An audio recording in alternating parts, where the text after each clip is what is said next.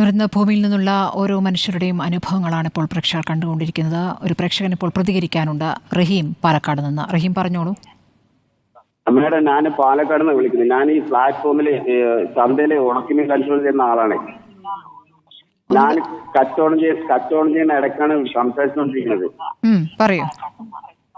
അത് നിങ്ങളുടെ ചാനൽ ഉണ്ടല്ലോ, വല്ലാത്തൊരു അനുഭൂതിയാണ് മനസ്സിൽ വന്നുകൊണ്ടിരിക്കുന്നത്. ഈ കന്നുകാലികളെ രക്ഷപ്പെടുത്തിയതൊക്കെ ഉണ്ടല്ലോ, ജീവിതത്തിൽ ആരും ഇങ്ങനെ മുന്നോട്ട് ഇറങ്ങി ചെയ്യില്ല. അത്രയും ഒരു വല്ലാത്തൊരു അവസ്ഥ. നമുക്ക് എങ്ങനെ പറഞ്ഞറിയിക്കണം എന്ന് അറിയുന്നില്ല മേഡം, മനസ്സിലായില്ലേ? അതുമാതിരി നിങ്ങളുടെ എല്ലാ ക്രൂ മെമ്പേഴ്സിനും എല്ലാ അഭിനന്ദനം പറയണം മേഡം. അരുൺ സാറിനോട് പ്രത്യേകം പറയണം. പറയാം. വളരെ നന്ദി റഹീം. പാലക്കാട് നിന്നുള്ള പ്രേക്ഷകരാണ്. ഇടയിലാണ് വിളിച്ചുകൊണ്ടിരിക്കുന്നത്. ശരി.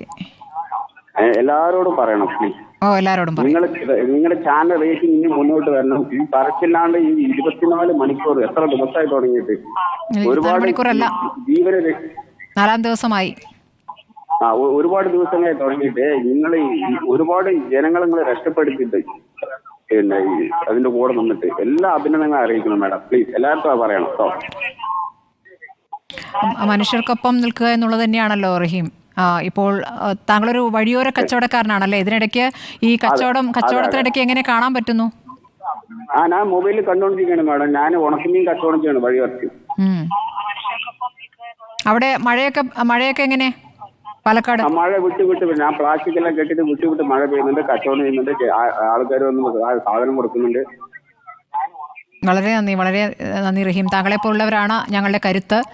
റഹീം എന്ന പ്രേക്ഷകൻ പാലക്കാട് നിന്ന് വിളിക്കുകയായിരുന്നു. അദ്ദേഹം ഒരു വഴിയോര കച്ചവടക്കാരനാണ്. ഈ കച്ചവടം ചെയ്യുന്നതിനിടയിൽ തന്നെ റിപ്പോർട്ടർ കണ്ടുകൊണ്ടിരിക്കുന്നു. ഇപ്പോൾ അർജുൻ കല്യാടിൻ്റെ വാർത്ത അത് കണ്ട് അവസാനം വിളിച്ചിരിക്കുന്ന പ്രേക്ഷകനാണ്. ഒരുപാട് പ്രേക്ഷകരായ വാർത്ത കണ്ട് വിളിക്കുന്നു. അത് മാത്രമല്ല, ഞങ്ങളുടെ വാർത്ത നൽകുന്ന രീതിയെ അദ്ദേഹം അഭിനന്ദിക്കുകയാണ്. വളരെ നന്ദി റഹീം പ്രതികരിച്ചതിനൊപ്പം തന്നെ